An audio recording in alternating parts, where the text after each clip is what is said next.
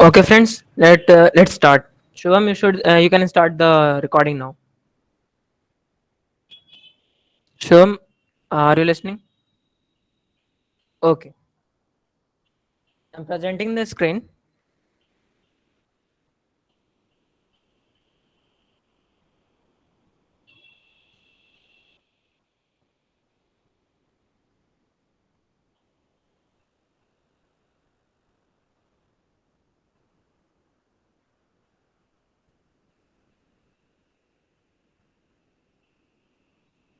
So, is my screen visible to you? Okay. So today we will study the basics of HTML and CSS. So HTML basically, which stands for Hypertext Markup Language, and CSS stands for Cascading Style Sheets. But there's a one most important thing which we have to understand before starting with the HTML and CSS. That is, HTML and CSS, they are not programming languages. JavaScript is the programming language, but not the HTML and CSS. HTML is a markup language, and markup language is basically a language जहाँ पर हम कुछ लिखते हैं. I mean to say, हम कुछ चीज़ों को स्टोर कर सकते हैं. स्टोर एक डेटाबेस के टाइप नहीं, कुछ मैसेजेस, कुछ डिटेल्स जो हम वेबसाइट पर डिस्प्ले करना चाहते हैं, उनको हम सर्टेन टैग्स नाम की एक चीज़ होती है, उनमें हम स्टोर करते हैं. HTML के जैसे एक लैंग्वेज होता है, जैसे कि XML है. XML which stands for Extensible Markup Language. XML का यूज़ होता है एंड्रॉयड लैंग्वेज, सॉरी, एंड्रॉयड में जब हम एंड्रॉयड ऐप्स बना रहे होते हैं, वहाँ पर एक लेआउट बनाने के लिए हम XML का यूज़ करते हैं. सिमिलरली हम HTML का यूज़ वेबसाइट्स में वेब के कंपोनेंट्स वगैरह बनाने के लिए यूज़ करते हैं. सो HTML को हम कह सकते हैं कि एक बेस वेब डेवलपमेंट का. और CSS जो होता है वो स्टाइल शीट होता है. स्टाइल शीट मतलब बेसिकली हम जो HTML से अपने पेजेस को बनाते हैं उनको स्टाइल करने में काम आता है. Now the point questions, the different questions like history. Do we need to know the history of HTML and CSS? uh, if अगर मैं बताऊं तो हाँ, हमें जानना जरूरी होता है, because HTML has lot of upgradations in last few years. Recently हम HTML5 को देखते हैं, जहां पर कि बहुत सारे नए फीचर्स HTML में ऐड किए गए हैं, और रिसेंटली और भी बहुत सारे फीचर्स ऐड किए गए हैं. आप लोगों ने ये तो सुना होगा कि हम वीडियो कॉलिंग ऐप बनाते हैं. बेसिकली ये जो मीट है, जिस पर अभी हम वीडियो कॉल कर भी रहे हैं या फिर जो चैटिंग कर रहे हैं, ये भी बेसिकली HTML5 का एक फीचर होता है, इसे हम कहते हैं वेब RTC. ये एक टेक्नोलॉजी है जो HTML5 में आया था, और इसी टेक्नोलॉजी के कारण आज हम वीडियो कॉलिंग के फीचर जो ऑनलाइन वेब पर होता है उसे हम एक्सेस कर पाते हैं. सो HTML सिर्फ टैग्स तक लिमिटेड नहीं है. अगर आप लोगों में से कुछ ने पढ़ा होगा HTML के बारे में, तो टैग्स के बारे में जरूर पढ़ा होगा. तो HTML केवल टैग्स तक लिमिटेड नहीं है. HTML में और भी बहुत सारी चीज़ें होती हैं, जैसे कि कैनवस, एक होती है SVG. इन सारी चीज़ें, इस सारी चीज़ें HTML के अंदर ही आती है, और इन सभी चीज़ों को हम पढ़ेंगे धीरे धीरे करके. Now what is mean by cascading, जो कि हम पढ़ रहे हैं कैस्केडिंग स्टाइल शीट. तो ये समझना हम लोगों के लिए बहुत जरूरी है कि कैस्केडिंग मीन्स होता क्या है. और ये इंपॉर्टेंट इसलिए है क्योंकि ये जो डेफिनेशंस हैं इनके CSS के, जो फुल फॉर्म, सॉरी डेफिनेशंस नहीं, फुल फॉर्म जो है, यही बहुत कुछ एक्सप्लेन करती हैं इनके बारे में. तो कैस्केडिंग बेसिकली क्या होता है कि जैसे कि हम एक शीट लिख दिए स्टाइल का, उसके बाद अगर हमने दूसरे शीट को इंक्लूड किया, तो वो दूसरा शीट पहले वाले शीट के प्रॉपर्टीज को ओवरराइड कर देगा, अगर कुछ ऐसे प्रॉपर्टीज हमने इंक्लूड किए हैं. अगर ये थोड़ा कंफ्यूजिंग लग रहा है सुनने में, कोई बात नहीं, अभी हम उसको कोड करेंगे और इस बात को समझेंगे इसका क्या मतलब है. तो मैं कुछ रिसोर्सेज के बारे में बता रहा हूँ. सबसे पहले रिसोर्सेज बता रहा हूँ क्योंकि इन रिसोर्सेज को हम एक बेस ऑफ सोर्स मानकर आगे बढ़ेंगे, जिसमें सबसे फेमस डॉक्यूमेंटेशन होता है. डॉक्यूमेंटेशन मीन्स जहाँ पर जो भी कोड हम पढ़ते हैं, जो HTML हो गया, CSS हो गया, जावास्क्रिप्ट हो गया, इन सभी का जहाँ पर एक रिटन डॉक्यूमेंट होता है उसे हम डॉक्यूमेंटेशन कहते हैं. और ये मोजिला, अगर मैं वेबसाइट पर सर्च करके दिखाता हूँ आपको, मॉजिला का जो डॉक्स होता है ये बेसिकली इसमें सारे डॉक्यूमेंटेशन HTML CSS और जावास्क्रिप्ट को लेकर होते हैं। आप यहाँ पर इनके प्रोडक्ट के sorry not product, let me search it again, yes this MDN। इस वेबसाइट का नाम बेसिकली है मॉजुला डॉक्स, और यहाँ पर आपको सारे डॉक्यूमेंटेशन इन चीज़ों को लेकर मिलेंगे, जैसे कि मैंने अभी बता रहा था, canvas and these all JavaScript HTML, इन सारे चीज़ों के डॉक्स आपको यहाँ पर मिलेंगे। ये डॉक्यूमेंटेशन है, यहाँ से पढ़ना थोड़ा डिफिकल्ट होता है क्योंकि यहाँ पर पूरा ही एक्सप्लेन किया हुआ रहता है, और कुछ ऐसे प्रॉपर्टीज भी एक्सप्लेन किए हुए रहते हैं जो बेसिकली यूज नहीं होते हैं, मैं ये कहना चाहता हूँ। दूसरा सबसे ज़्यादा कन्वीनियंट जो है वो है W3 स्कूल्स, एक वेबसाइट है, आप इसको सर्च कर सकते हैं। यहाँ पर बहुत ही सिंपल एक सिंपली ब्लॉग्स में एक्सप्लेन किए हुए रहते हैं कि बहुत सारे टैग्स का क्या मतलब है, उनको हम अपने स्क्रीन आई मीन HTML में CSS में कैसे यूज कर सकते हैं। And third and the most important that is Google. We all know कि गूगल पर हम कुछ भी सर्च करें हम पा सकते हैं। आई मीन टू से कुछ भी जानना हो हमें, कहीं पर भी हम फंस रहे हो, किसी भी एलिमेंट के बारे में, किसी भी टैग के बारे में जानना हो, हम गूगल पर सर्च करके कर सकते हैं। एक वेबसाइट है स्टैक ओवरफ्लो, एक बहुत ही इंपॉर्टेंट वेबसाइट है। यहाँ पर बहुत सारे डेवलपर्स, अगर आप स्टैक ओवरफ्लो के बारे में नहीं जानते हैं तो एक यहाँ पर बहुत सारे डेवलपर्स जो नए डेवलपर्स होते हैं या फिर जिनके भी क्वेश्चंस होते हैं उनको आंसर करते हैं, और ये एक बहुत ही रेपुटेटेड वेबसाइट है। यहाँ पर बहुत सारे आंसर्स आपको मिलते हैं। अगर आपको कोई भी डाउट आता है कोड करते वक्त, आप बिल्कुल इन वेबसाइट्स पर जाकर सर्च कर सकते हैं, गूगल पे सर्च कर सकते हैं। So let's proceed. So let's start with the basics of the HTML। तो अब हम मूव फॉरवर्ड करेंगे अपने VS कोड की तरफ, जहाँ पर हम एक्चुअल में कोड पढ़ रहे होंगे। तो यहाँ तक मैं पूछना चाहता हूँ आपसे, अगर आपको कोई डाउट है तो आप पूछ सकते हैं। If somebody have any doubt till now, they can ask. Any doubt?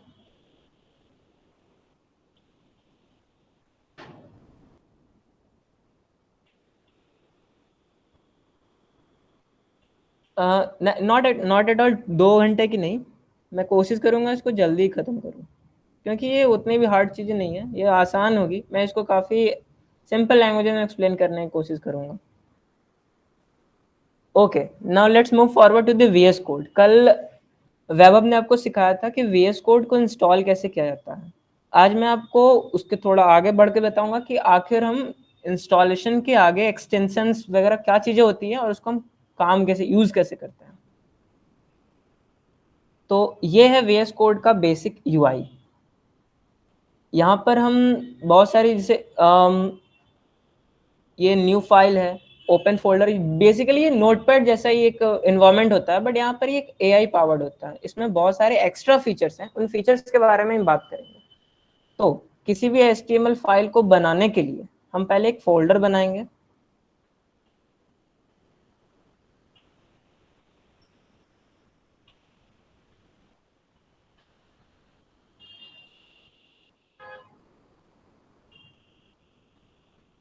एक फोल्डर मैं क्रिएट कर रहा हूँ यहाँ पर,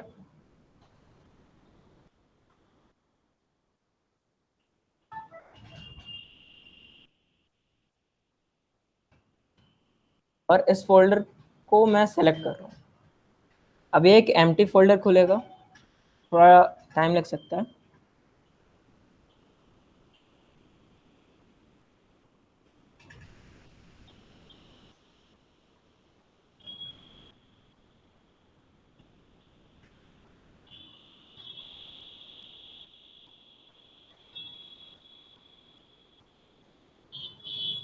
ओके, तो हमारा फोल्डर एक एम्प्टी फोल्डर खुलकर तैयार हो चुका है। इसमें हम एक रैंडम एक HTML फाइल क्रिएट करेंगे, उसका नाम हम देंगे index.html। तो आपने नोटिस क्या होगा कि ये, अच्छा अब ये लोड हो रहा है। Okay, not ready. आपने नोटिस किया होगा इसके आगे एक आइकन टाइप का एक चीज़ आया है जिसमें 5 लिखा हुआ है। बेसिकली ये जो है मटेरियल आइकन है जो आपको यहाँ इस सेक्शन में, अगर आप नोटिस करेंगे यहाँ पर आ रहा है लिखकर एक्सटेंशंस। सो अगर हम एक्सटेंशंस पे क्लिक करेंगे तो हम VS कोड के द्वारा प्रोवाइड किए गए सारे एक्सटेंशंस यहाँ पर देख सकते हैं। यहाँ पर बहुत सारे एक्सटेंशंस होते हैं और मैं रिकमेंड करूँगा कि आप बहुत सारे एक्सटेंशन इंस्टॉल नहीं कीजिए। जिस एक्सटेंशन का आपको काम है, या फिर कभी कभी जैसे होता है कि अगर आप वेब डेवलपमेंट में काम कर रहे हैं तो वेब डेवलपमेंट के रिलेटेड जो एक्सटेंशंस हैं उनको आप इंस्टॉल कीजिए। अगर आप एंड्रॉयड के रिलेटेड कुछ काम कर रहे हैं तो उनके एक्सटेंशन इंस्टॉल कीजिए और एक्टिवेट कीजिए। बाकी सारे एक्सटेंशंस को टेम्पररली डीएक्टिवेट कीजिए, बिकॉज एक्सटेंशन जो होते हैं वो आपके मेमोरी रैम वगैरह को खाते रहते हैं, तो वो आपके लैपटॉप को या फिर VS कोड को लैगी बना सकता है। ये इशू मेरे साथ बहुत बार हुआ है, इसलिए मैं आपके साथ ये शेयर कर रहा हूँ। तो ये सारे एक्सटेंशंस हैं जो मैंने इंस्टॉल करके रखे हैं। इसमें ये जो मटेरियल आइकन एक एक्सटेंशन है, इनको आप इंस्टॉल कर सकते हैं। ये बेसिकली हमें थोड़ा क्लैरिटी देता है कि हाँ, हम एक HTML नाम के फाइल पे काम कर रहे हैं। अगर मैं यहाँ पर एक CSS नाम का अगर बनाऊं तो ये CSS का आएगा सिंबल, ये है CSS3 का सिंबल बेसिकली। सो ये एक हमें क्लैरिटी देते हैं कि ये HTML का है और ये एक CSS का फाइल है। अब इसके आगे एक दूसरा एक्सटेंशन है जिसका नाम है लाइव सर्वर।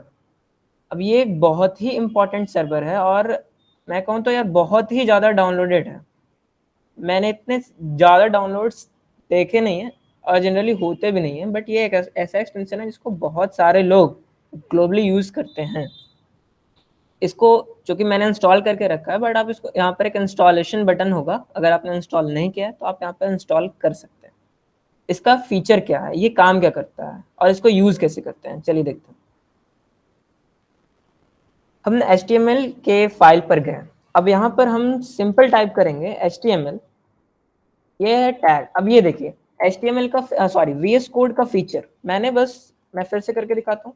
मैंने बस HTML टाइप किया और दूसरा एक क्लोजिंग टैग भी आ गया। ये है VS कोड का फीचर। ये सारे फीचर्स आपको नोटपैड जैसे एडिटर्स पर नहीं मिलेंगे। अगर आप अगर मैं क्लियर करके कहूँ तो VS कोड एक एडिटर है, बट एक AI पावर्ड एडिटर है। यहाँ पर कोड करना आसान है और फास्ट है। तो ये अभी जो मैंने किया, ये HTML लिखा, ये इसे हम बेसिकली टैग्स बोलते हैं। और ये है ओपनिंग टैग और ये है closing tag.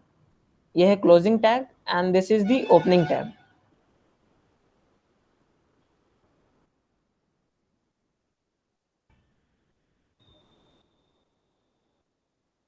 Now we will forward to the head tag. Now this is another important tag and इसको आप एक syntax समझ सकते हैं किसी भी HTML फाइल का।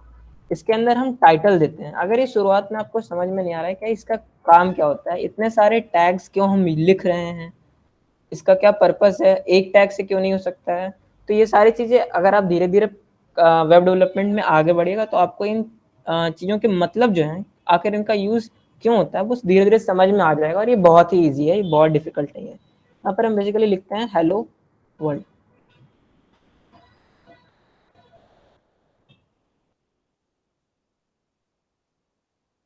Now the most important thing is body. तो अगर यहाँ पर मैं सिंटेक्स देखूं, सबसे पहले हमने लिखा HTML, उसके बाद हम गए हेड, और फिर आपने नोटिस किया तो मैंने यहाँ पर हेड टैग को क्लोज किया है। हर एक HTML एलिमेंट जो होता है वो ओपन होता है और क्लोज होता है। कुछ ऐसे भी होते हैं जिनमें क्लोजिंग टैग नहीं होता है, कुछ ही बस एक ओपनिंग टैग होता है। बट आप इन टैग्स को एक कंटेनर के रूप में देख सकते हैं जो बेसिकली कुछ चीज़ों को स्टोर करते हैं। जैसे कि ये HTML का ओपनिंग और क्लोजिंग के बीच में इन सारी चीज़ों को ये स्टोर कर रहा है। ये हेड टैग जो है इस टाइटल वाले पूरे चीज़ को स्टोर कर रहा है। बॉडी इस हेड टैग के बाहर है, लेकिन बॉडी भी कुछ के बहुत सारी चीज़ों को स्टोर करता है। बेसिकली जो भी आप वेबसाइट पर देख रहे होते हैं एक्चुअली में वो बॉडी के अंदर ही लिखा जाता है। So body is kind of the parent element of all those things which you see on the website. Now inside the body we will write just hey I am Pranay. Now we will remove this semicolon, and now there is a button which will appear in the down status bar that is called as go live. इस button पर अगर आप click करेंगे तो ये basically लिख भी रहा है click to run the live server. इस बटन को प्रेस करते हैं आप लाइव सर्वर जो एक्सटेंशन है उसको एक्टिवेट कर दीजिएगा, और ये एक पोर्ट सर्वर रन करेगा आपके लैपटॉप पर। लेट्स सी वो मैं कह रहा हूँ वो आपको करके, ये देखिए एक पोर्ट है जो कि 5500 पोर्ट पर ओपन हुआ और ये डायरेक्टली ओपन हो गया है। अब इस एक्सटेंशन का फायदा क्या है?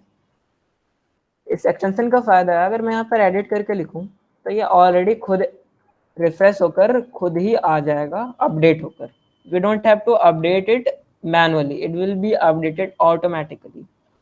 नाउ अब ये HTML फाइल को ओपन करने का एक तरीका और भी होता है जो कि मैं रिकमेंड नहीं करूंगा ये तरीका और कोई यूज भी नहीं करता। हमने जो अभी अभी ये अपना HTML index.html जो फाइल बनाया है उसको हम जाके एक्सेस करेंगे यहाँ से। See this is that HTML file. अगर इसको मैं ओपन करूं, ओपन विथ, अगर मैं इसको गूगल क्रोम से ओपन करूं तो ये बेसिकली देखिए the both file are same, sorry not this one, these two things are same, but see here when I will make some edit, I'm a first year CSE student. Now here it is updated automatically but not here. So there are two ways to open an HTML file, but the opening with the live server is the most recommended one because it will be automatically updated. We don't have to manually reload them. ना अगर हम इसको reload करेंगे तो ये सही आ जाएगा, but this is not feasible. So ये यहाँ तक आपको बात समझ में आ रही है? Any doubt till now? Okay Shubham, sorry मैंने आपका चैट नहीं देखा। टैग्स बेसिकली कंटेनर्स होते हैं जो कुछ चीजों को स्टोर करते हैं। Any doubt still now?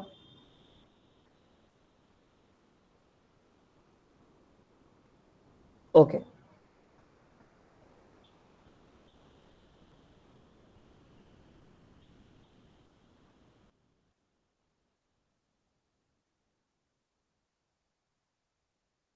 अब मैं VS कोड का एक दूसरा फीचर है जो बताऊंगा। इस कोड को मैं क्लियर करता हूँ। अभी तक जो मैंने लिखा इसको ऑटोमेटिकली एक लेटर से आ सकते हैं, इसे हम कहते हैं एमिट। अब ये जो हमने पिछली बार लिखा उससे कुछ मैचिंग लग रहा होगा। इसमें भी HTML है, हेड है, टाइटल टैग है, बॉडी टैग है एंड क्लोजिंग HTML टैग है, बट कुछ चीजें हैं जो यहाँ पर एक्स्ट्रा आ रही हैं, जैसे कि यहाँ पर ये dog type which is HTML, some meta tags are coming. Now we will study these tags one by one कि ये होती क्या है और इनका क्या यूज है और ये मैंने लाया कैसे। मैं फिर से करके दिखाता हूँ। अगर आप VS कोड पर जाकर ये एक्सक्लेमेशन मार्क टाइप करोगे तो आपको ये एमिट आ जाएगा। अब ये VS कोड का एक स्पेशल फीचर होता है एमिट। एमिट बेसिकली एक काइंड ऑफ एक्सटेंशन होता है। अगर आप किसी और एडिटर को यूज कर रहे हो तो वहां पर इस एमिट को आपको इंस्टॉल करना होगा जाकर। ये एमिट एक्सटेंशन होता है। अगर आप गूगल पे सर्च करोगे दिस इज एन एक्सटेंशन जो कि बनाया गया है, बट VS कोड में ये आपको इनबिल्ट मिलता है। This is the feature of the VS code. अच्छा, अगर आपको किसी को क्वेश्चन पूछना है तो आप माइक ऑन करके पूछ सकते हो, क्योंकि जब मैं VS कोड खोलता हूँ तो ये चैट बॉक्स दिखता नहीं है।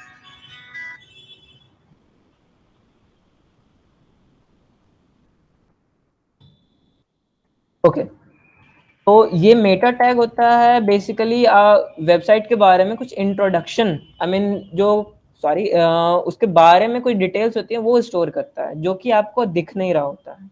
जैसे कि मैंने पहले बताया कि बॉडी टैग के अंदर जो चीज़ें होती हैं वो आपको दिखती हैं, लेकिन Meta tag sorry head tag के अंदर कोई भी चीज़ें होती है वो आपको दिखती नहीं है, बट HTML के स्टोर होती है उनके बारे में। जैसे कि कभी कभी आपने अगर शेयर किया होगा किसी ट्विटर का अगर लिंक, तो अगर व्हाट्सएप पर आपने ट्विटर का लिंक शेयर किया होगा तो वहां पर ऑटोमेटिकली कुछ डिटेल्स आ जाती हैं। उस अगर किसी का प्रोफाइल शेयर कर रहे हैं तो प्रोफाइल के कुछ डिटेल्स आ जाते हैं, तो वो बेसिकली इन मेटा टैग्स में ही हम स्टोर करते हैं। और अगर आप एक वर्ड, इस वर्ड के बारे में आपने सुना होगा, सर्च इंजन ऑप्टिमाइजेशन। तो search engine optimisation basically meta tags को यूज करके ही किया जाता है। मेटा टैग्स का यूज हम वेबसाइट के बारे में उनका इंट्रोडक्शन स्टोर करने के लिए करते हैं। आई गेस ये बात अब सबको क्लियर है। तो ये जो मैंने ला, ये मैं फिर से करके दिखाता हूँ। This is called as emit, और एक्सक्लेमेशन मार्क से हम एमिट को ला सकते हैं, और ये बेसिकली एक सिंटैक्स है जो आ रहा होता है। Now I will type again hi, this is how easy, and we will just refresh because हमने पूरा इसको अपडेट किया था। नाउ ये हाउ इट्स वर्किंग। तो हमने सीखा कि HTML का बेसिक होता क्या है, किस तरीके से हम एमेट्स का यूज करते हैं, एमेट होता क्या है, हेड टैग क्या होता है, मेटा टैग्स क्या होता है, मेटा टैग्स का यूज किस लिए होता है, टाइटल, या I forget this thing, title. Title is basically, अगर हम यहाँ पर सी कि ये टाइटल होता क्या है, अगर मैं यहाँ पे चेंज करके कर दूं वेब डेव, व्हाट्स चेंजिंग, ये इस स्क्रीन पर कुछ चेंज नहीं हो रहा, बट है यहाँ पर ये चेंज हो रहा है web dev. This is the work of the title tag. अगर मैं यहाँ पर कुछ भी लिख दूं, ABCD कुछ भी रैंडम कुछ भी लिख दूं, तो ये यहाँ पर अपडेट होगा। तो this is the work of the title tag. यहाँ पर हम टाइटल ला सकते हैं। अब ये जब हम जावास्क्रिप्ट सीखेंगे तो ये भी सीख सकते हैं, मतलब ये भी कर सकते हैं कि हम रैंडमली प्रोग्रामेटिकली कोड के हेल्प से हम टाइटल टैग को चेंज कर सकते। टाइटल टैग के जो कंटेंट है, जैसे कि यहाँ पर अभी वेब डेव है, तो ये यहाँ पर हम चेंज कर सकते हैं, जैसे कि बहुत सारी चीजों में होता है। जब हम किसी दूसरे एक वेबसाइट के अंदर किसी और लिंक्स को क्लिक करते हैं तो उसका टाइटल चेंज होता है। वो सारी चीजें प्रोग्रामेटिकली की जाती हैं प्रोग्रामर्स के द्वारा।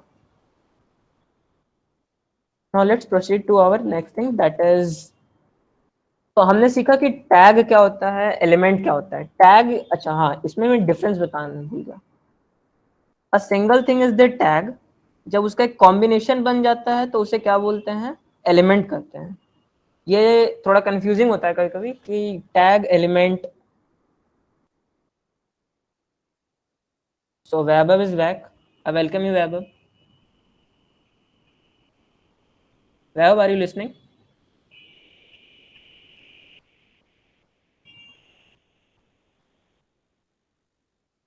So मैं बता रहा था कि टैग्स और एलिमेंट्स में डिफरेंस क्या है। टैग इज द थिंग, बस ये सिंपल, ये टैग एक एंगल ब्रैकेट से ओपन होता है, इसमें कुछ कंटेंट्स होते हैं और ये इस तरीके से बंद हो जाता है। सी VS कोड हमें रैंडमली ये भी देता है, ये रिएक्ट वगैरह चीज़ों में यूज होती है।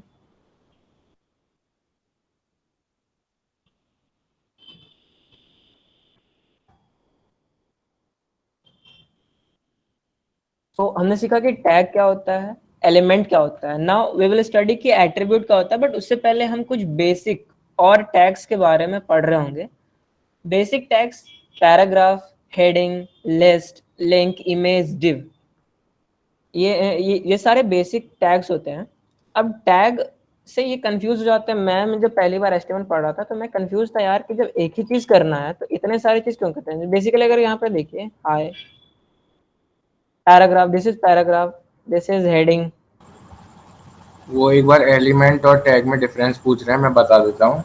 टैग होता है एंगुलर ब्रैकेट के अंदर जब कोई भी हम फंक्शन मतलब लिखते हैं तो उसको हम टैग कहते हैं। और tag starting tag along with closing tag and content they together form a element. For example यहाँ पर आप देख रहे हैं पी टैग है, उसके बीच में हाई है और फिर वो पी टैग क्लोज हो रहा है, तो ये ओवरऑल लाइन एक एलिमेंट को शो करती है, वेयर एज ये पी जो है वो एक टैग है। सो आई होप ये डिफरेंस समझ आया होगा। ओके।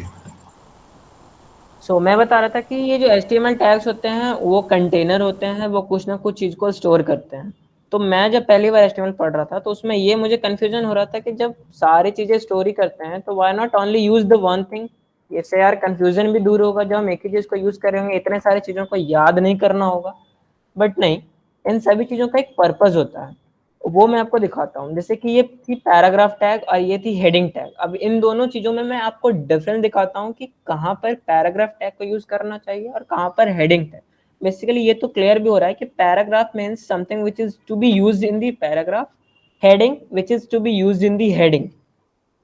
और हेडिंग पार्ट का एक ये भी होता है कि heading consist of 6 different tags, not only one. Paragraph is just consist of one tag, that is the paragraph. Heading consists of 6 different types of tags. जैसा कि अभी आपने यहाँ पे देखा होगा H1, so heading can be H2, heading can be H3, heading can be H4, and heading can be H5, heading can be H6. These 6 different tags consist of the heading tags. Now अगर मैं यहाँ पर कुछ type करके लिखूं हाय, अब now मैं आपको यहाँ पर VS कोड का एक नया फीचर बता रहा हूँ, एक शॉर्टकट, एक साथ मल्टी लाइन एडिटिंग, इसको कहा जाता है मल्टी लाइन एडिटिंग। मैं इसको सेलेक्ट कर रहा हूँ शिफ्ट और एल्ट प्रेस करके और ड्रैग कर रहा हूँ। नाउ जो सॉरी शिफ्ट एंड एल्ट, मैं यहाँ पर जो भी चीज लिखूंगा वो एक साथ चारों जगह आ जाएगी। This is the feature of the VS code.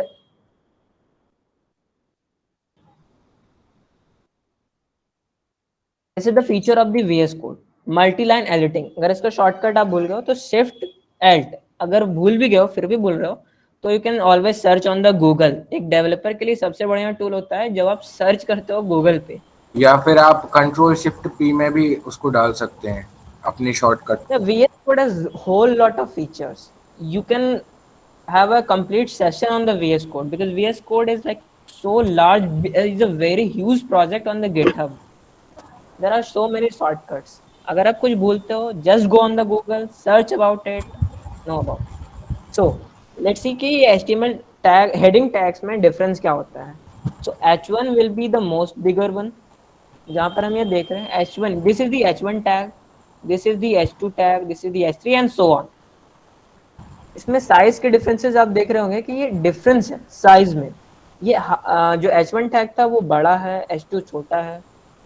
अब इस बात से ये मत कंफ्यूज होइएगा कि ये टैग्स जो हैं पैराग्राफ और हेडिंग टैग में डिफरेंस क्या है। Paragraph should be used in the paragraph, sorry paragraph tag should be used in the paragraph, heading tag should be used in the heading. एक बहुत ही नॉर्मल मिसकॉन्सेप्शन जो बहुत सारे लोगों में होता है और बहुत सारे लोग अपने कोड में ये एरर करते हैं, वो ये है कि वो साइज के हिसाब से हेडिंग टैग्स को यूज करते हैं कि अगर मुझे सबसे बड़ा साइज देना है तो यार मैं H1 यूज कर लूंगा, उसके बाद अगर साइज देना है तो H2 यूज करूंगा। एक्चुअली ये गलत है। हम इतने सारे जो हेडिंग टैग्स है H1, H2, H3, ये इसलिए दिया हुआ होता है ताकि हम एक पैटर्न बना सके अपने कोड में। जैसे कि H1 टैग वो पूरे वेबसाइट में केवल एक होना चाहिए जो कि लेट्स से हमारा हेडिंग होगा, जो बिगर हेडिंग होगा। H2 टैग वो एक वेबसाइट में 2 या 3 ही होने चाहिए, जो सब हेडिंग्स, हम जब एक प्रेजेंटेशन बना रहे होते हैं तो एक हेडिंग होता है, फिर सब हेडिंग होता है। तो H1 tag should be used only once, और मैक्सिमम अगर आप किसी बहुत ही बड़े प्रोजेक्ट पे काम कर रहे हैं तो आप 1 और 2 यूज कर सकते हैं, बट जनरली उसका यूज ऐसे मत करिएगा कि मुझे अगर बड़ा टेक्स्ट चाहिए तो यार मैं H1 का 4-5 बार यूज कर रहा हूँ, एक ही कोड बेस में मैं 4-5 बार H1 टैग को यूज कर रहा हूँ। नहीं, और ये आपको गलत है। H1 के अंदर का टेक्स्ट भी ज्यादा बड़ा नहीं रखना होता। कहीं आपको मान लीजिए बड़ा पैराग्राफ चाहिए और आपने पूरा का पूरा पैराग्राफ ही H1 में कर दिया। एक्चुअली आपका जो टैग्स होते हैं ये हेडिंग टैग्स, इनको आपका ब्राउजर इन पर ज्यादा फोकस करता है सर्च इंजन ऑप्टिमाइजेशन के लिए। तो अगर कोई मान लीजिए मैंने अपने हेडिंग का नाम रखा गूगल, और अगर मैं गूगल सर्च करूंगा तो वो उसको शो कर देगा, लेकिन अगर मैं पूरा पैराग्राफ अगर मैंने लिख दिया हेडिंग के अंदर तो वो कैसे उसको ब्राउजर थोड़ा कंफ्यूज हो जाएगा कि इन्होंने तो पूरा का पूरा पैराग्राफ हेडिंग टैग में लिख दिया। और आपको इनको क्रोनोलॉजिकल ऑर्डर में लिखना है, ये नहीं कि आपने पहले H4 टैग यूज कर लिया, उसके नीचे आपने H1 टैग यूज कर लिया, फिर आपने H2 टैग कर लिया, तो ऐसा नहीं। अगर H1 है उसके बाद H2 होना चाहिए, या फिर H1 के बाद H3 होना चाहिए। ये इंक्रीजिंग ऑर्डर में होना चाहिए, डिक्रीजिंग में नहीं होने चाहिए। Size increasing sorry size decreasing order में हो सकता है, और इसको साइज की वजह से नहीं, इसके इम्पोर्टेंस ऑफ हेडिंग की हाँ, वजह से यूज करा जाता है। तो ये बात आप बिल्कुल ध्यान रखिएगा। Heading tags are not used because of their size properties, they are used because एक ऑर्डर के हिसाब से हम इसको यूज करते हैं। अगर एक सिंपल लाइन में मैं बोलूंगा तो paragraph tags are used to store in the paragraphs. Heading, हम ये दो टैग्स के बारे में सीख चुके हैं। अब आगे बढ़ते हैं लिस्ट के बारे में। What is list? जैसा कि नाम ही है भाई, list, so we have to list something. Now list are of different types. हम जब प्रेजेंटेशन भी बना रहे होते हैं तो लिस्ट हम ऐसे इस टाइप से दे सकते हैं, 1 2 3, और या फिर ऐसे भी दे सकते हैं, ए सॉरी ए बी, दिस ऐसे भी हम दे सकते हैं, या फिर एक होता है सिंपल डॉट टाइप। यार मैं यहाँ पर कुछ समथिंग लिख दूँ, उसके बाद फिर डॉट दूँ, बुलेट समथिंग लिख दूँ, बुलेट्स, या बेसिकली बुलेट्स जिनको कहा जाता है। या फिर रोमन न्यूमरल में लिख सकते हैं, तो वो सब देयर आर सब। डिफरेंट टाइप्स के हम अपने लिस्ट को रिप्रेजेंट कर सकते हैं। तो ये सेम चीज हम HTML में भी कर सकते हैं। There are different, basically there are some two two three types types of of list. List. यहाँ पर हम बेसिकली दो लिस्ट के टाइप्स को पढ़ेंगे। पहला है ordered list, second one is the unordered list. अब मैं यहाँ पर कोड करने के बजाय आपको सिखाऊंगा कि अगर मैं किसी टैग के बारे में भूल जाऊँ, बेसिकली यार उसका यूज क्या था, तो हम कैसे वेबसाइट पर एक्चुअली जाकर सर्च करते हैं। क्योंकि यार सब कुछ एक बार में याद करना नेसेसरी नहीं है। हम भी जब कोई भी चीज नई से सीखते हैं तो उसे भूलते हैं, और ये सही है, भूल रहे हो तो सही है, और नहीं नहीं भूल भूल रहे रहे हो तो तो फिर भगवान हो तुम। तो अगर किसी टैग को अगर सर्च करना है, बेसिकली जैसे अनऑर्डर्ड लिस्ट ना, बहुत सारे वेबसाइट्स आ गए। जैसे मैंने पहले बोला था, W3 स्कूल्स, ये मेरा प्रेफर्ड रहेगा, प्रेफरेंस है कि सबसे पहले आप जाइए और W3 स्कूल से पढ़िए। यहाँ के जो ब्लॉग्स होते हैं वो बहुत ही सिंपल लैंग्वेज में लिखे हुए होते हैं। Now let's study what is the unordered list. An unordered list start with the UL tag. Each list consists of a list tag. तो ये दो टैग्स आए हैं यहाँ पर, वो क्या क्या है, UL एंड LI। इनका क्या यूज होता है, लेट्स सी हियर। ये W3 स्किल्स का एक फीचर होता है कि यहाँ पर आप ट्राई खुद से कर ट्राई सकते करके हैं। देख सकते हैं। नाउ UL टैग, अगर मैं यहाँ पर जाऊँ और टाइप करूँ UL, ये ऑटो कंप्लीट हुआ VS कोड के हेल्प से। नाउ लिस्ट टैग, जैसे कि स्टोर करता था बॉडी इन सभी चीजों को, लिस्ट अगर हम डायरेक्ट लिखेंगे तो शायद HTML नहीं समझेगा, या फिर एक बग है, लिस्ट डायरेक्टली नहीं लिखा जाना चाहिए। लिस्ट को स्टार्ट करने से पहले हमें HTML को एक तरीके से बताना होता है कि यार हमें अनऑर्डर्ड लिस्ट यूज करना है। कि हमें तो बुलेट्स चाहिए या नंबरिंग चाहिए, तो वो हाँ ब्राउज़र को डिसाइड करने में खुद ब्राउज़र कुछ डिसाइड नहीं करता, वो हमको उसको इंस्ट्रक्ट करना पड़ता है। और इसके नाम से क्लियर है कि अनऑर्डर्ड है, तो इसका ऑर्डर नहीं होगा, तो मतलब इसमें नंबरिंग वगैरह नहीं होगी, तो इसलिए बुलेट्स होते हैं इसमें। और इसमें डिफरेंट टाइप्स के बुलेट होते हैं, जैसे डायमंड शेप भी ले सकते हो आप, और CSS से आप उनको अल्टर भी कर सकते हो। और LI टैग इसके हर एक आइटम को शो करता है, तो LI टैग के अंदर भी आप डिफरेंट एलिमेंट्स को नेस्ट कर सकते हैं। तो मैंने नेस्टिंग ऑफ एलिमेंट्स बता दिया क्या? नहीं, अभी नेस्टिंग नहीं बताया। तो अभी तो आगे आप सीखेंगे कि नेस्टिंग ऑफ एलिमेंट्स कैसे होती है, तो उसमें जानेंगे। ये HTML ही स्टोर करता है, ये मैंने पहले बताया, इस चीज को आप कंफ्यूज नहीं होइएगा। ये सारी चीजें ऐसा ना लगे कि यार सेम चीजें कर रही है, मतलब बस स्टोर ही तो किए जा रही है। UL के अंदर स्टोर कर लो, बॉडी के अंदर स्टोर कर लो, लिस्ट के अंदर स्टोर कर लो, नहीं, उनका एक पर्पज होता है। इस कोड को पढ़ने में वो जो डेवलपर्स होते हैं उनको बहुत ही आसान होता है। नाउ लेट्स की लिए अनऑर्डर्ड लिस्ट दिखता कैसा है जब हम यूज कर रहे होते हैं। अगर मैं यहाँ पे टाइप करूँ नेक्स्ट फ्रूट्स के नाम, एप्पल,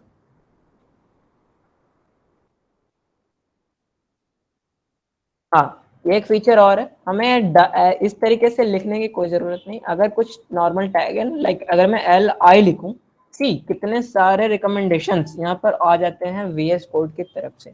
ये सारे भी एक काइंड ऑफ एमेट ही हैं।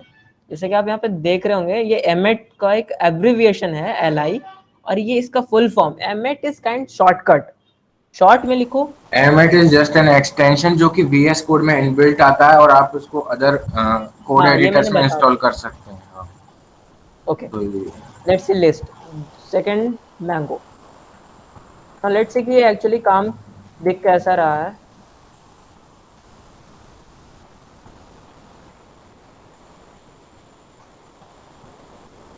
ठीक, this is the unordered list. जैसा कि मैं बता रहा था, ये डॉट करके आ गया और आपके जितने भी लिस्ट हैं उनको यहाँ पर लिस्ट कर दिया। अगर मैं अनऑर्डर्ड लिस्ट की जगह ऑर्डर्ड लिस्ट दे दूँ, मैं इसको कॉपी करूँगा, और यहाँ टाइप करूंगा OL। Now let see here, मैंने बस यहाँ पर चेंज किया और यहाँ पर ये ऑटोमेटिकली हो गया। This is the yet another feature of the VS code. मैं अगर उसके ओपनिंग टैग्स को चेंज कर रहा हूँ तो एंडिंग टैग्स ऑटोमेटिकली चेंज हो जाएंगे। This is the feature of the VS code. Now let's see कि ये ऑर्डर्ड लिस्ट कैसा दिख रहा है। सी, ऑर्डर्ड लिस्ट स्टार्ट विद 1 2। अब मैं आपको बताऊंगा कि एट्रीब्यूट्स क्या होते हैं, जो कि मैंने अपने प्रेजेंटेशन में मेंशन किया था पिछली स्लाइड में। Tag, element and attribute. तो मैंने आपको टैग और एलिमेंट इन दोनों चीजों में डिफरेंस बता दिया। अब मैं बताने जा रहा हूँ कि एट्रीब्यूट क्या होता है और उसका क्या यूज होता है, कैसे यूज करते हैं। लेट्स सी हियर,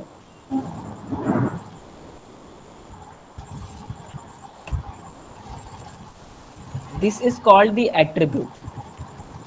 जो कि हम एक HTML टैग को थोड़ा और उसके बारे में एक्सप्लेन करने के लिए जब हम यूज करते हैं तो उसको हम क्या नाम देते हैं, टाइप, आई मीन एट्रीब्यूट।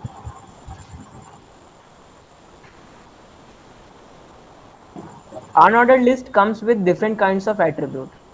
जो कि अभी आप यहाँ पर एक सर्कल देख रहे थे, वो एक स्क्वायर में, एक हॉलो सर्कल में, डायमंड में, इन चीजों में कन्वर्ट हो सकता है। ये बहुत सारे यहाँ पर लिखे हुए भी नहीं है, बट बहुत सारे और भी होते हैं। इनफैक्ट इस चीज को आप अपने से किसी इमेज को ऐड कर सकते हैं रैंडमली। वो हम बाद में सीखेंगे कि वो CSS से किस तरीके से इन चीजों को अल्टर किया जाता है। करंटली हम देखेंगे कि अभी जो ये 1 2 3 4 आ रहा है, इसको हम चेंज करके दूसरा कैसे कर सकते हैं।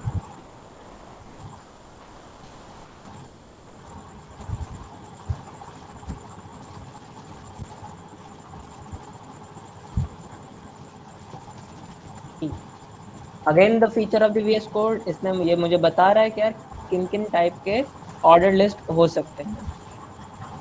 सर ये यहाँ पर थोड़ा डिफरेंस आ रहा है, लेकिन मैं आपको एक सिंपल चीज बता रहा हूँ। ये इसे CSS करते हैं, ये काइंड ऑफ CSS है। मैं ये दूसरा तरीका बता रहा हूँ जो कि जनरली यूज किया जाता है, जो आसान होता है। बट जब हम CSS यूज कर रहे होते हैं उस वक्त हम ऐसे टाइप नहीं लिखते हैं, उस वक्त तक हम ये दूसरे फाइल में यूज कर रहे होते हैं। वो अभी हम आगे बताएंगे। ठीक, यहाँ पर चेंज हो चुका है। जो एप्पल के आगे 1 आ रहा था, अब वहां पर A, और मैंगो के आगे जो 2 आ रहा था, अब वहां पर B आ रहा है। तो इस टाइप से कुछ का वर्क करता है। अगर मैं यहाँ पर मैं रोमन लाना चाहूँ तो just change the type two I। Capital I will start with the capital Roman letter. See, capital Roman letter. If I type the small I, it will start with the small Roman letter.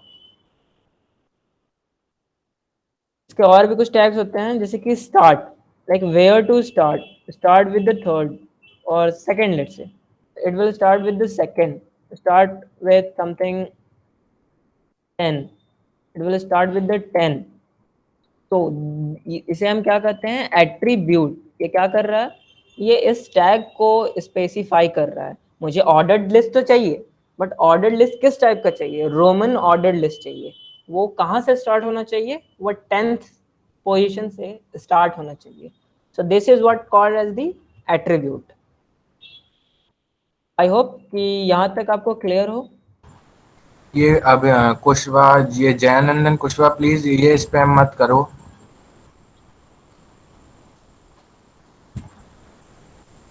किसी को अगर कोई doubt है? White board का use पड़ा तो मैं use करूंगा व्हाइट बोर्ड। अभी व्हाइट बोर्ड का use, we are developers, code में ही सब कुछ बताना होता है। So code is, VS code is the perfect place.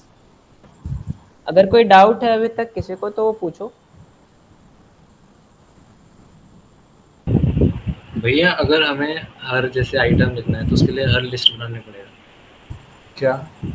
जैसे एप्पल लिखा फिर मैंगो के लिए अलग लिस्ट बनाओ। हाँ, हर एक हाँ न्यू हाँ आइटम के लिए आपको LI टैग यूज करना पड़ेगा। तो ऐसे तो बहुत सारे आइटम्स हुए तो फिर तो हाँ। आपको हर एक के लिए यूज करना ही पड़ेगा। एक्चुअली नहीं क्या तो होगा, जब उसका आप बहुत बड़ी हाँ लिस्ट बनाओगे ना, उस प्रोजेक्ट को आप फिर जैसे कि आप यूज करेंगे लिस्ट। वैसे आप इतनी कितनी बड़ी लिस्ट बनाएंगे HTML पेज पर? नहीं, मैं तो जैसे फॉर एग्जांपल पूछ रहा नहीं, हूँ जैसे अगर मैं 10 बताता 10 हूँ, देखिए, बार मैं एक बनाना फीचर मैं बताता बताता हूँ VS कोड का। प्रणय एक बार VS कोड खोलिए और यहाँ पर आप ऐसी LI में अगला LI जोड़िए, OL में, OL में, OL में ऊपर ही, मैंगो के बाद। Yeah. अब यहाँ पर आप लिखेंगे LI*3, तो यहाँ पे 3 LI टैग्स आ जाएंगे। अब आप लिखते जाइए और टैब दबा के अगले टैग आइटम में आते जाइए। Thank you. Like this. तो आई होप ये वाला डाउट तो क्लियर और हो गया। वैसे अगर इसका मैं थोड़ा और कुछ एक्सटेंडेबल आंसर दूं तो वो अगर बहुत बड़ा फाइल होता है ना RN, तो हम जावास्क्रिप्ट का यूज करते हैं डेटाबेस से उन लिस्ट को लाकर और रैंडमली प्रोग्रामेटिकली हम जनरेट कर रहे होते हैं लिस्ट। ये चीज अगर मैं थोड़ा बताऊं अभी थोड़ा कंफ्यूजिंग हो सकता है, बट ये जो टैग्स दिख रहे हैं ना, ये टैग्स अगर आप रिएक्ट का HTML देखोगे ना तो वो बेसिकली पता है कैसा होता है। मैं रिएक्ट का HTML दिखाता हूँ वो कैसा होता है, उसका एक्चुअल HTML, बस something like this. div is or id equals to no root, yes। Root, that's it, बस खत्म, इतना ही होता है और रिएक्ट सारा का काम जो HTML होता है वो कोड। जावास्क्रिप्ट से होता है, सिंपल। हाँ, जावास्क्रिप्ट से HTML टैग्स को क्रिएट किया जाता है और उसके बाद इसके अंदर पुश कर दिया जाता है।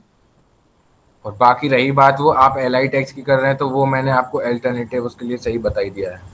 हाँ, ये एक्चुअली फीचर होता है, ये मैं अभी बताने वाला था, कोई नहीं, पहले वो पता चल गया। ये फीचर होता है लिस्ट टैग और ये HTML हर का। एक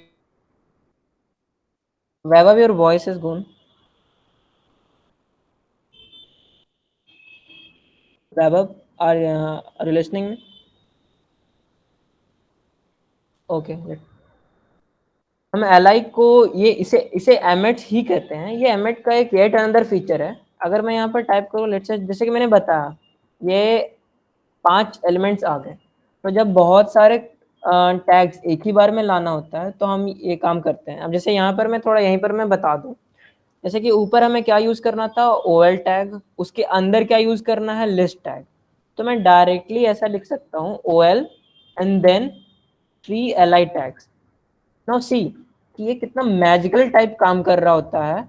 अगर मैं बस एंटर करूँ, सी ये बस एक लाइन से मैंने इतने सारे चीजें जनरेट कर दी। अब इसके अंदर मैं रैंडमली कुछ भी लिखूं, tab tab and the whole list is done with simple Emmet. तो Emmet sometimes works magical.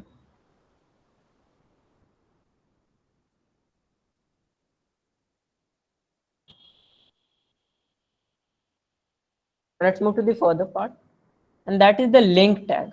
Now link is simply, जो नाम से है यार, लिंक, लिंक मीन्स दूसरे वेबसाइट दूसरे चीजों को लिंक कर रहा होगा, या फिर उस लिंक पर प्रेस करके हम कुछ चीजों को डाउनलोड कर सकते हैं। तो link is used as an a is used as the link tag, जिसे हम लिंक नहीं एंकर टैग कह रहे होते हैं HTML में। इसके अंदर जैसे अगर हम कुछ भी लिखे, let's say www dot not है href, ये एक एट्रीब्यूट होता है जो हमें एंकर टैग के साथ यूज करना पड़ता है लिंक को शो करने के लिए। अब इस href के अंदर जो भी हम लिंक डालेंगे उसे लिंक पर ये लिंक फॉरवर्ड करेगा। अगर मैं यहाँ पर डालूं google.com और इसके बाहर कुछ भी लिख दूं, अब ये देखिएगा ये गूगल लिखा हुआ आएगा बट ये नहीं आएगा। लेट्स सी कि मैं क्या कर रहा हूँ। जो हमने इस एंकर टैग के अंदर इसके जो चाइल्ड में जो एलिमेंट दिया है, आई मीन ये जो टेक्स्ट पास किया है वो डिस्प्ले हो रहा है, but not this link. This link is hidden and when we click on this, see अगर हम इस लिंक पर जा रहे हैं, सी हम मेरा कर्सर भी चेंज हो रहा है और ये इस लिंक पर जा रहा है। Basically there is some error in this. Okay, the error is कि हम इस पोर्ट से उस पोर्ट पर नहीं जा सकते।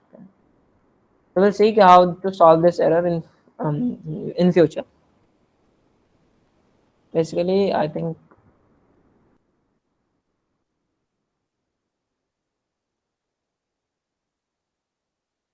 yeah, now it's working.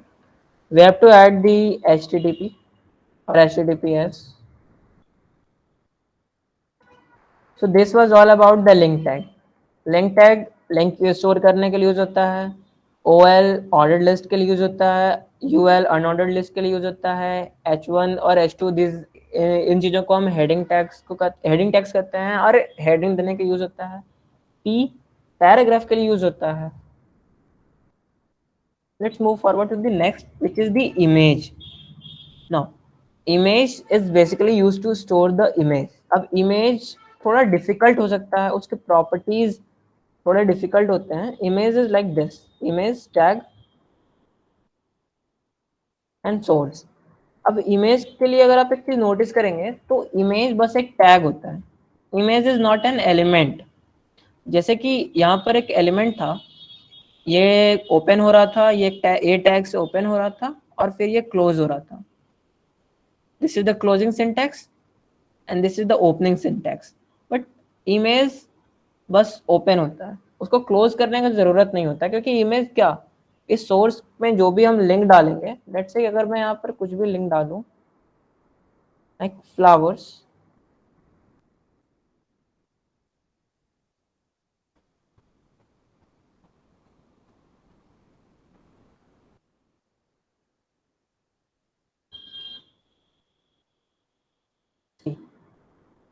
अब ये बहुत ही बड़ा आ रहा है, इसी एरर की मैं बात कर रहा था. अब ये जितने भी ऐसे एरर्स आ रहे हैं ना, इन सभी चीजों को हम CSS से सॉल्व करेंगे जब हम CSS के बारे में पढ़ रहे होंगे. इमेज का अगर मैं सिंटैक्स, इसको मैं रेज कर रहा हूँ. इमेज का सिंटैक्स यही होता है img एंड देन एक एट्रीब्यूट यूज करते हैं that is called as source. और इमेज बस एक टैग होता है. Image is not an element. Image का कोई भी क्लोजिंग एलिमेंट नहीं होता है, वो खुद में ही क्लोजिंग, ओपनिंग भी खुद ही है, क्लोजिंग भी खुद ही है. इसके आगे हम बात करेंगे div के बारे में. div basically stand for division. Let's see कि W3 स्कूल्स पर div को कैसे एक्सप्लेन कर रहे हैं ये सर्च वगैरह.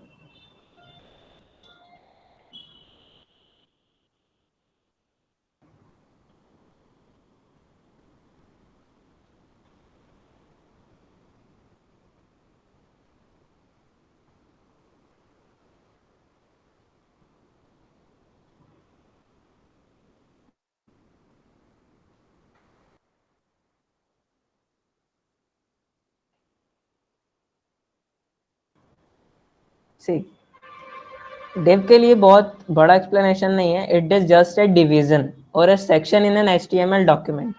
अब यहाँ से थोड़ा कंफ्यूजन होना क्रिएट होता है कि div का क्या यूज है. div ये बेसिकली क्या करता है, सेपरेट करता है, दो चीजों में डिवीजन क्रिएट करता है. तो जैसे कि अगर मैं यहाँ पर डालूं दिस इज पार्ट 1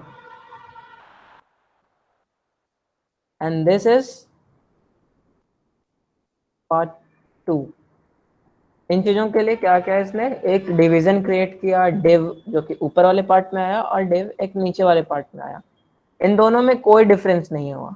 इन दोनों के कोड को अगर आप आई मीन UI में देखें, कोई डिफरेंस नहीं है. अगर मैं इनको हटा भी दूं ना, div को अगर मैं इनको हटा भी दूं और यहीं पर यहाँ पर ही लिख दूं अगर this is part 1, this is part 2, तो सी की क्या डिफरेंस आता है. एक डिफरेंस आया कि ये एक ही लाइन में आ गए, लेकिन चीज वही था. अब यहाँ पर मैं एक और टैग को इंट्रोड्यूस करता हूँ, वो है ब्रेक टैग.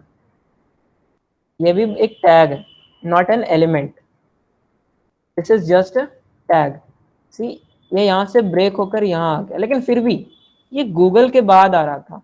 और जैसे कि हमने पहले वाले कोड में नोटिस किया था, इसको मैं करता हूँ,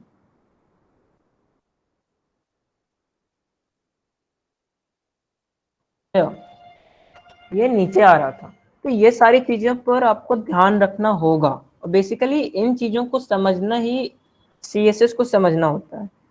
CSS में कहाँ पर इमेज प्लेस हो रहा है, टेक्स्ट किधर जा रहे हैं, लेफ्ट में कितना स्पेस है, राइट में कितना स्पेस है, ये यहाँ से क्यों स्टार्ट हुआ था, ये अब क्यों यहाँ आ रहा है. इन चीजों को समझना बहुत जरूरी है.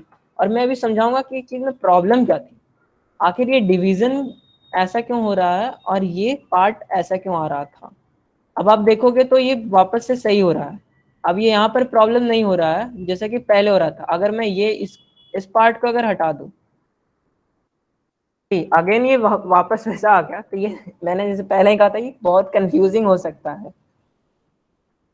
इसको हम समझते हैं ये काम कैसे कर रहा था, लेकिन इसको समझने के लिए हमें बेसिक्स ऑफ सीएसएस को समझना होगा कि आखिर सीएसएस कैसे काम करता है और सीएसएस है क्या, सीएसएस को हम कैसे इंक्लूड करते हैं।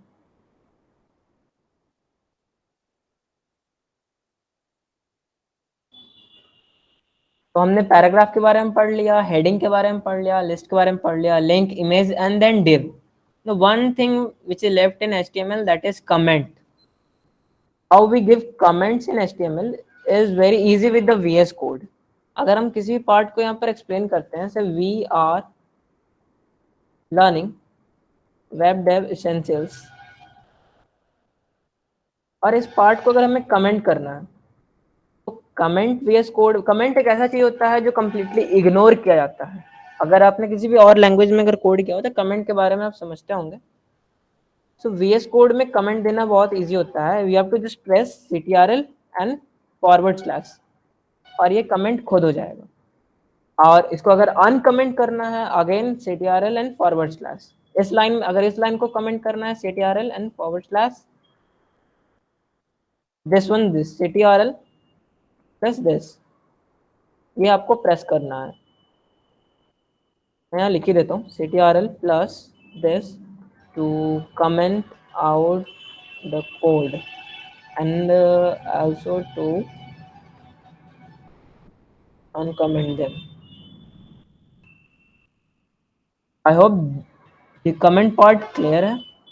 तो HTML के बेसिक्स में इन टैग्स के बारे में अगर कुछ कंफ्यूजन है तो आप मुझसे अभी पूछ सकते हैं। ओके, HCYT एल्ट, कहाँ पर आप पूछ रहे थे Alt? Would you please ask?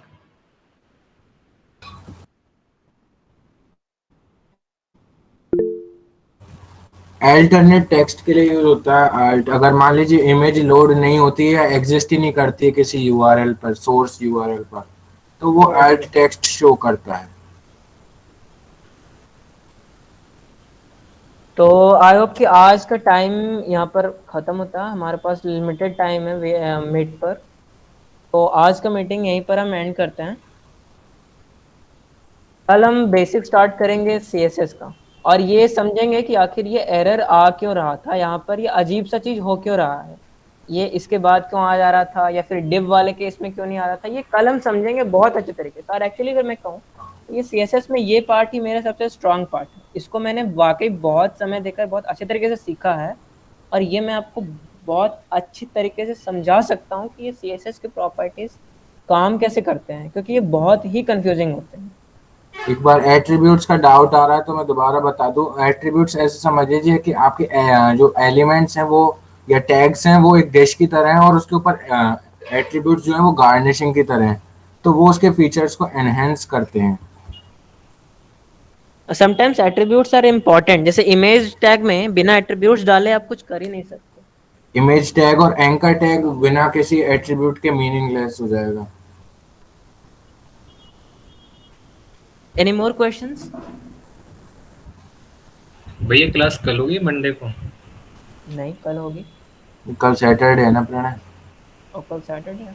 हाँ, एक्चुअली हमने अभी तुरंत स्टार्ट किया ना, तो we will have our class tomorrow. Sunday का ऑफ कर देंगे। हाँ, ओके। टाइम से रहेगा। तो आज की क्लास में कोई डाउट? अगर कुछ प्रॉब्लम भी आ रहा है मुझे, क्योंकि मैं पहली बार पढ़ा रहा हूँ किसी को, मतलब एक ऑनलाइन मीट में, तो थोड़ी गलती मुझसे भी हो सकती है। तो अगर कुछ प्रॉब्लम है मेरे एक्सप्लेनेशन में तो आप वो बोलिए, मैं उसको सुधारूंगा।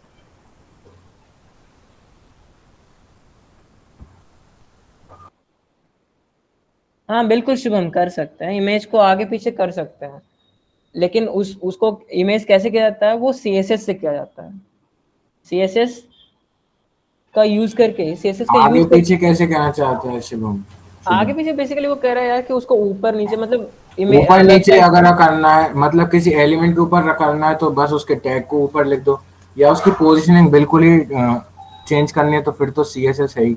CSS से लाइक द पूरा सॉल्यूशन CSS से किया जा सकता है। पूरे वेबसाइट पर आपको किस चीज़ को कहाँ प्लेस करना है, किस चीज़ को कैसा दिखाना है, इन सारी चीज़ों को आप मतलब CSS के हेल्प से कर सकते हो। हाँ, तो मुकुंद, इसकी रिकॉर्डिंग अवेलेबल हो जाएगी, डोंट वरी अबाउट दैट। तो ये HTML का पहला क्लास था। अगर जो जिन लोगों का अगर पहला क्लास है तो आप यूट्यूब पर जाकर, या फिर मैंने जो वेबसाइट बताया W3 Schools, मैं ये रिकमेंड करूंगा यार कि इन चीज़ों को ना थोड़ा पढ़ो, जाकर इन चीज़ों के डेफिनेशंस को पढ़ो। और थोड़ा इसको ट्राई भी करो खुद से कि हाँ, खुद से डिफरेंट ट्राई एलिमेंट्स करो। को यूज करके देखोगे ना जब, तब वो आएगा कि हाँ अगर ये मैं इसलिए यूज मैं होता पूरे दावे के साथ कह रहा हूँ कि अगर जिन लोगों ने पहली बार पढ़ा, अगर वो जाकर एक्चुअली में कोड करेंगे ना, तो उनके बहुत सारे चीजें मिस करेंगे। बहुत सारे छोटे छोटे सिंटेक्स एरर, जैसे कि मैं अगर यहाँ पर एरर्स, मैंने आज बहुत सारी चीजें छोड़ दी, इसमें एक चीज था एरर।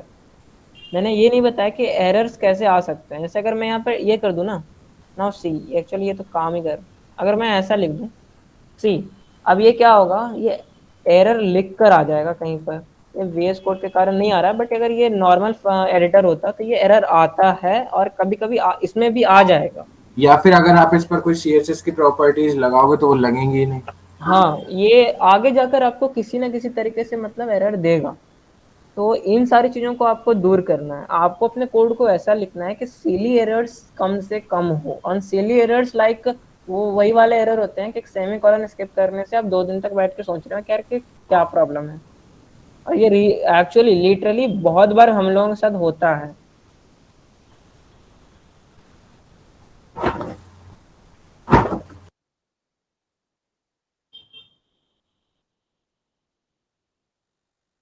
अभी के लिए तो एक्सटेंशन तो प्रेटियर कर लो, और प्रेटियर चाहो तो करो, फॉर्मेटिंग के लिए होता है, और लाइव सर्वर। खैर, प्रेटियर के बारे में मैंने नहीं बताया, सो स्किप द प्रेटियर पार्ट। मैंने इसके 2 कर एक्सटेंशन दो, आज बताए ठीक है। हैं। एक मटेरियल आइकन्स, जो कि स्पेसिफाई करते हैं कि हम कौन से फाइल पर काम कर रहे हैं, थोड़ा अच्छा लगता है वो देखने में भी आए। ऑप्शनल है वैसे तो, लेकिन अच्छा लगता है तो इंस्टॉल कर सकते हो। और लाइव सर्वर। नहीं, HTML के लिए कुछ नहीं करना पड़ता। मैंने कल ही बताया था ना, हाँ मैंने जैसे कल ही बताया था ना कि HTML से वेब डेवलपमेंट ना ये आसान इसलिए होता है ना, ये इसमें पर कुछ भी इंस्टॉल करने की जरूरत नहीं। अभी जो मैंने HTML एक तरीके से है ही कि हम मार्कअप लैंग्वेज है, बस ब्राउजर को बता रहे हैं कि भाई यहाँ ब्राउजर ही पर। तुम्हारा एक पूरा सेटअप होता है। अब ब्राउजर इंस्टॉल तो यार सारे लैपटॉप में होता ही है, तो ये इसलिए ये बहुत आसान होता है करना। HTML के लिए कुछ भी इंस्टॉल करना नहीं पड़ता, CSS के लिए कुछ भी इंस्टॉल करना नहीं पड़ता, जावास्क्रिप्ट के लिए कुछ भी इंस्टॉल नहीं और करना कई पड़ता। बच्चे तो फोन से भी सीख लेते हैं HTML। हाँ, तो आई होप कि आज का सेशन आपको समझ में आया हो। कल हम बात करेंगे कि CSS, ऐसे मैंने बोला था कि आज गेट के बारे में बताऊंगा, बट आज बता नहीं पाऊंगा, थोड़ा टाइम कम है, हो सकता है ये मीट बंद हो जाए। तो कल हम डिस्कस करेंगे CSS की बेसिक प्रॉपर्टी, जो छोटे मोटे एरर्स आज जो आ रहे थे उसका कल मैं एक डिटेल इंट्रोडक्शन दूंगा। और मैं ये प्रॉमिस कर सकता हूँ कि यार वो चीज़ें मैं आपको बहुत अच्छे तरीके से समझा सकता हूँ। और गिट के बारे में भी थोड़ा एक्सप्लेन कर देगा वैभव। आज वैभव भी थोड़ा बिजी था। हाँ, आप कल की क्लास कोई मिस मत करना, वैसे तो इम्पोर्टेंट क्लास है कल की। Okay then, thank you goodbye Rohan, for today. You can leave the class now. Time, time यही रहेगा वैसे तो, लेकिन अगर कोई चेंज होता भी है तो वो व्हाट्सएप ग्रुप या टेलीग्राम ग्रुप पर हम इन्फॉर्म कर देंगे। Thank you Aditya.